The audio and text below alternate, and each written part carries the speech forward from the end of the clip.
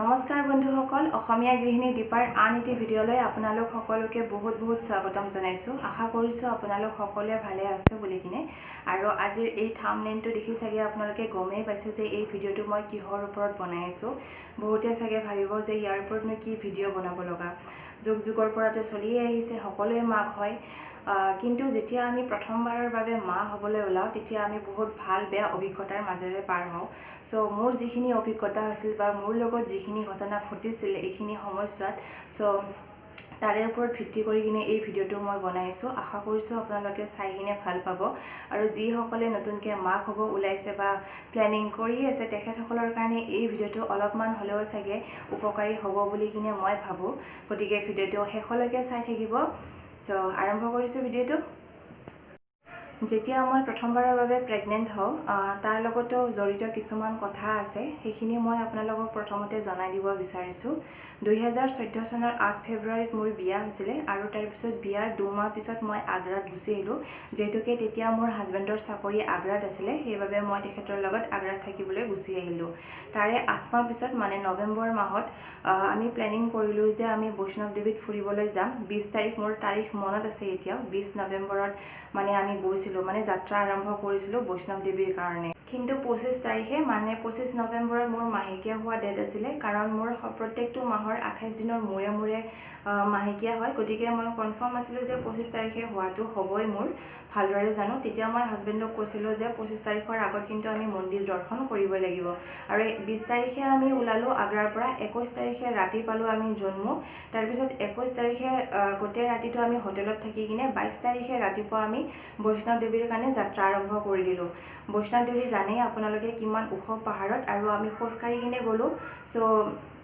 চ' যাত্ৰা আৰম্ভ কৰি দিলোঁ 22 তাৰিখে ৰাতিপুৱা। কিন্তু মই লগত সকলোবোৰ প্ৰিকশ্যন লৈ গৈছিলোঁ। যিহেতুকে মোৰ মাহেকীয়া হোৱা মই গম পাওঁ যে মোৰ মাহেকীয়া হ'ব 25 তাৰিখে, সেই হিচাপত মোৰ যিখিনি লাগতিয়াল বস্তু সেই বস্তুখিনি মই লগত লৈয়ে। এটা কথা ক'ব লাগিব, মই কিন্তু আজিলৈকে কোনো ধৰণৰ টেবলেট ইউজ কৰি নাই পোৱা। মানে ধৰক মাহেকীয়া পিছুৱাবৰ কাৰণে বা মাহেকীয়া বন্ধ হ'বৰ বাবে তেনেকুৱা ধৰণৰ টেবলেট ইউজ কৰি নাই পোৱা। আৰু সেইখিনি টাইমতো মই কোনো ধৰণৰ টেবলেট মানে ইউজ নাই কৰা। যিখিনি মানে মাহেকীয়াৰ কাৰণে লাগতিয়াল হয় সেইখিনি বস্তু মই লগত লৈ গৈছিলোঁ।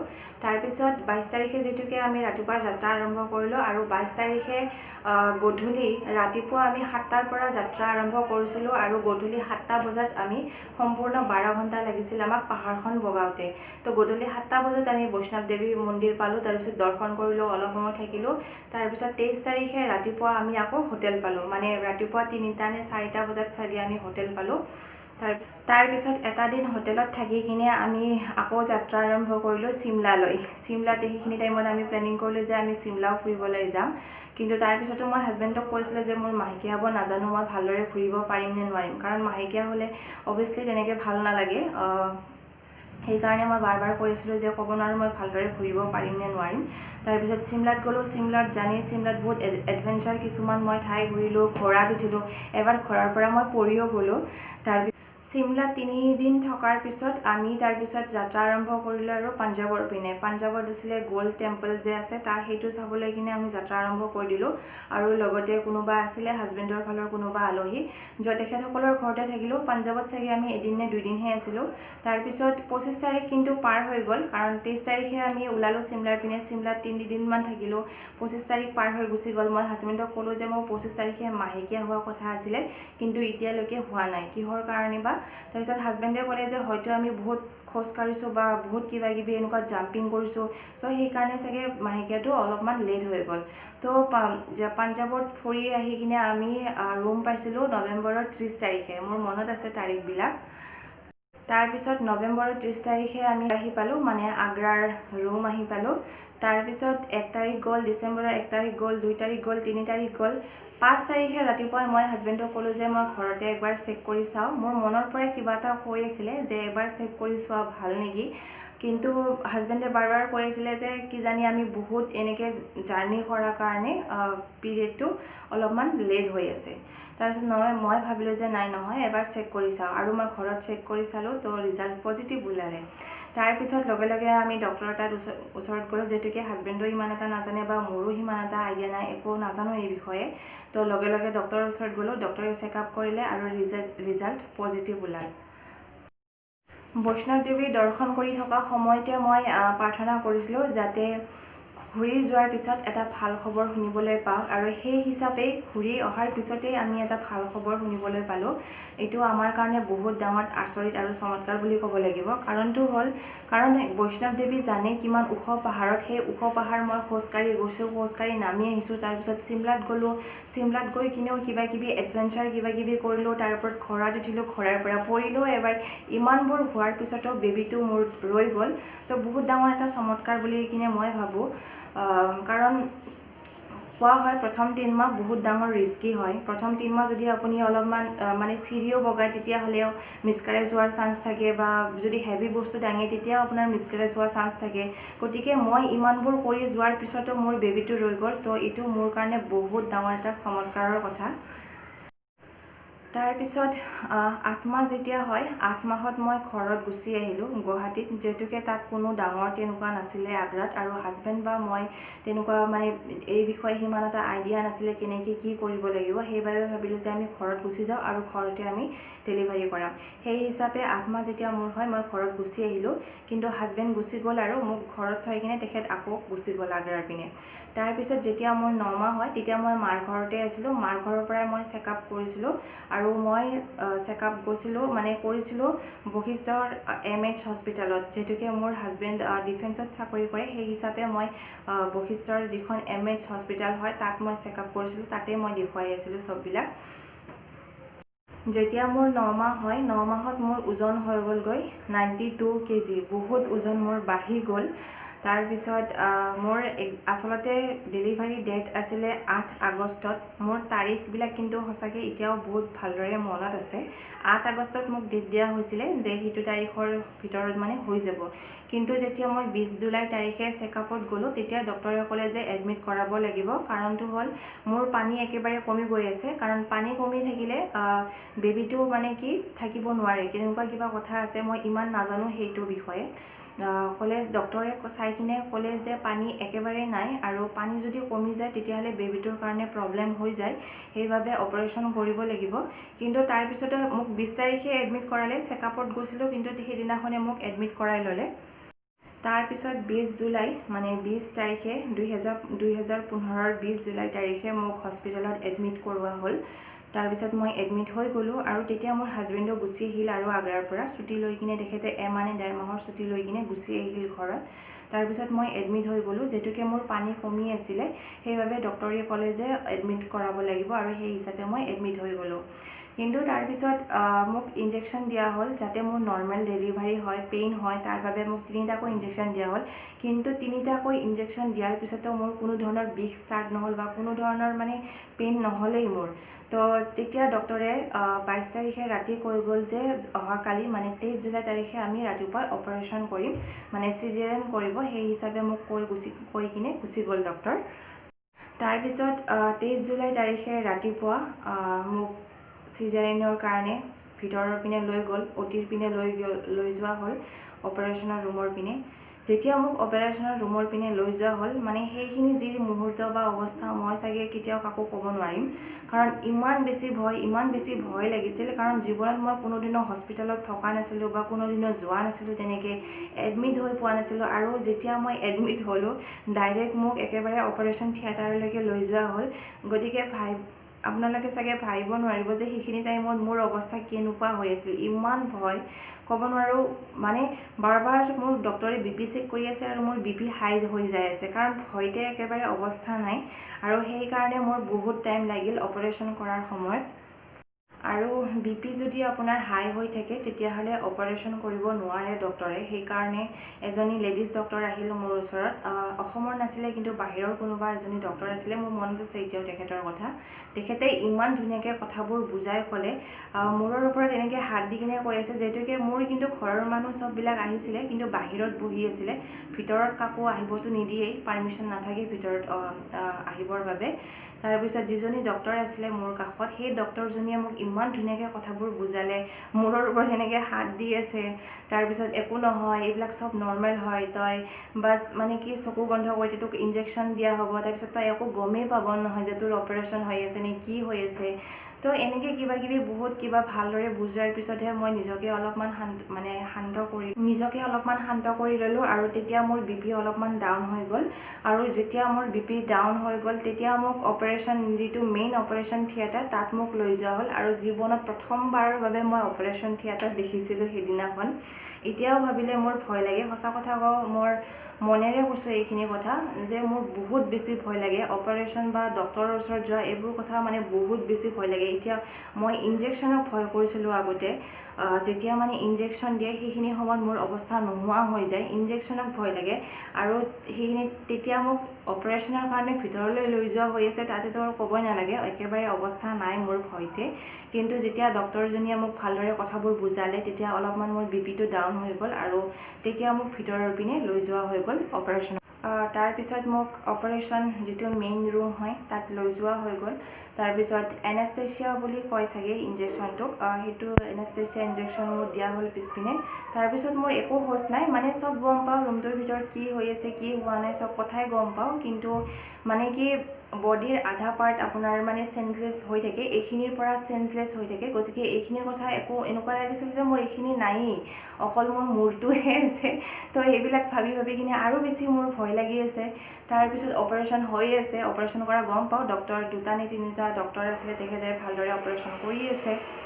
তাৰপিছত অলপ সময়ৰ পিছত প্ৰাচুৰ জন্ম হৈ গ'ল আৰু যেতিয়া সি প্ৰথমবাৰৰ বাবে কান্দিলে এনেকুৱা এটা অনুভৱ, মানে সেই অনুভৱখিনি হয়তো মই আপোনালোকক কেতিয়াও বুজাই ক'ব নোৱাৰিম। তাৰ কান্দনৰ আৱাজটো শুনি কিনে বাপৰে এনেকুৱা লাগিল অ' মাই গড হৈ গ'ল সি, মই জন্ম দিলোঁ, মই মাক হৈ গ'লোঁ, এনেকুৱা এটা ধৰণৰ অনুভৱ হ'ল সেইখিনি টাইমত। তাৰপিছত সেইপিনে হাজবেণ্ডেও গম পালে যে ল'ৰা এটা হৈ গ'ল। নাৰ্ছে তেতিয়ালৈকে বেবীটোক লৈ গ'ল, এবাৰ কিন্তু মোক দেখুৱাই দিলে, ৱাৰ্ড বয় এজন جو অপাৰেশ্যনৰ ৰুমতে আছিলে, সি মোক এবাৰ চকুৰ পৰা সেই চকুত কিবা দিয়া আছিলে মোৰ লগোৱা আছিলে, সেইখন গুচাই কিনে মোক চাব ক'লে যে দিদি, মানে তেখেত হিন্দী আছিলে, হিন্দী ভাষী আছিলে, মোক হিন্দীতে সুধিলে যে দিদি বতাও লড়কা হে কি লড়কি হে, তো মই চাই কিনে ক'লোঁ যে এইটো ল'ৰা হয়। পিছত তাক লৈ যোৱা হৈ গ'ল, সেইখিনি গম নাপাওঁ আৰু তাক কোনে লৈ গ'ল, নাৰ্ছবিলাকে তাক বাহিৰৰ পিনে লৈ গ'ল চাগে। সেইখিনি টাইমত আৰু মোৰ একো হোচে নাই, একদম মই বেহুচৰ দৰে পৰি আছোঁ। এইখিনিলৈকে গম পাওঁ যে তাক মই মানে প্ৰাচুৰ জন্ম হৈ গ'ল, তাক মোক দেখুৱালে এবাৰ, তাৰপিছৰখিনি মই একেবাৰে গম নাপাওঁ। তাৰপিছত বাহিৰত মোৰ হাজবেণ্ড আছিলে, ঘৰৰ গোটেইখিনি মানুহ ৰখি আছিলে। তাৰপিছত মানে সেইখিনি মই নেদেখা কথা, মই তেতিয়াতো ভিতৰতে আছিলোঁ। বাহিৰত যেতিয়া মোৰ হাজবেণ্ড আছিলে, হাজবেণ্ডে বহুত জোৰ কান্দিছে, কান্দি কিনে তেখেতৰ মাকক, মানে মোৰ শাহু মাইক একদম মানে এনেকৈ জোৰছে হাগ কৰিছে, কৰি কিনে কৈ আছে যে মানে বহুত জোৰছে কান্দিলে। তেতিয়া চবে ভয় খাই গ'ল যে কি হ'ল, কিবা হৈ গ'ল নেকি। তেতিয়া মোৰ হাজবেণ্ডে কান্দি কিনে ক'লে যে মই দেউতাক হৈ গ'লোঁ, মোৰ ল'ৰা এটা হৈ গ'ল। তো ভাবি চাওক তেখেতৰ এনেকুৱা এটা অৱস্থা হৈছে, গতিকে মোৰ কেনেকুৱা হ'ব সেই অনুভৱখিনি। গতিকে প্ৰথম যিটো মা হোৱা অনুভৱ, সেই অনুভৱখিনি হয়তো কোনো নাৰীয়ে ভালদৰে বুজাই ক'ব নোৱাৰিব। ময়ো চাগে আজি আপোনালোকক বুজাই ক'ব নোৱাৰিম যে সেইখিনি সময়ৰ সেই মুহূৰ্তখিনি কেনেকুৱা স্পেচিয়েল মুমেণ্ট আছিল আমাৰ জীৱনৰ। গতিকে সেই মুমেণ্টখিনি মই কিজানি আজি এই কেমেৰাৰ সন্মুখত ভালদৰে বুজাই ক'ব একেবাৰেই নোৱাৰিম। তাৰপিছত প্ৰাচুৰ হৈ গ'ল জন্ম, তাৰপিছত মোক ICUত ৰখা হৈ গ'ল এদিনৰ কাৰণে। কিন্তু চিজাৰিন কৰাৰ পিছত বিষ বহুত হয়, বহুত বেছি বিষ হয় আৰু ৰাতি মোৰ ইমান বেছিকৈ বিষাই আছিলে, পেটটো অৱস্থা নাই। এইপিনে মোৰ গাখীৰ নাছিলে, কাষত কোনো ঘৰৰ মানুহ নাছিল, ঘৰৰ মানুহ থকা আচলতে পাৰ্মিশ্যন নাছিলে হস্পিটেলখনত, ঘৰৰ মানুহবিলাক গুচি গ'ল। কিন্তু হাজবেণ্ড আছিলে, হাজবেণ্ডে ক'ৰবাৰ বাহিৰত আছিলে, তেখেতক সোমোৱা পাৰ্মিশ্যন দিয়া নাছিলে, তেখেতেও মানে যোৱা নাছিলে, মানে বাহিৰতে ক'ৰবাত বহি আছিলে নেকি তেনেকুৱা কিবা। তাৰপিছত নাৰ্ছো কোনো নাছিলে গোটেই ৰাতিটো। ইপিনে মোৰ গাখীৰ নাছিলে, প্ৰথমবাৰৰ বাবে মাক হৈছোঁ, মই গাখীৰ খুৱাব নাজানোতো আচলতে দূৰৰ কথা, মোৰ ইমান বেছি বিষ হৈছিলে, মানে ক'ব নোৱাৰা বিষ এটা মোক হেৰি কৰি আছিল, ইমান জোৰছে বিষাই আছিল পেট চেটবিলাক, মোৰ হোচ নাই, মই ক'ব নোৱাৰোঁ। কাষতে প্ৰাচুক মোক শুৱাই থৈ দিয়া হৈছিলে, প্ৰাচুক। তাৰপিছত সি কান্দি আছে কণ্টিনিউ, সি 3 ঘণ্টামান কান্দিছে সি, কিন্তু মই উঠাই কিনে তাক ল'ব পৰা নাই। কাৰণটো হ'ল মই নিজে উঠিব নোৱাৰোঁ, মোৰ নিজৰে অৱস্থা ইমান বেয়া। মানে চিজাৰিন কৰাৰ পিছত জানেই আপোনালোকে, যিসকলৰ চিজাৰিন হয় যে কেনেকুৱা অসম্ভৱ বিষ হয়।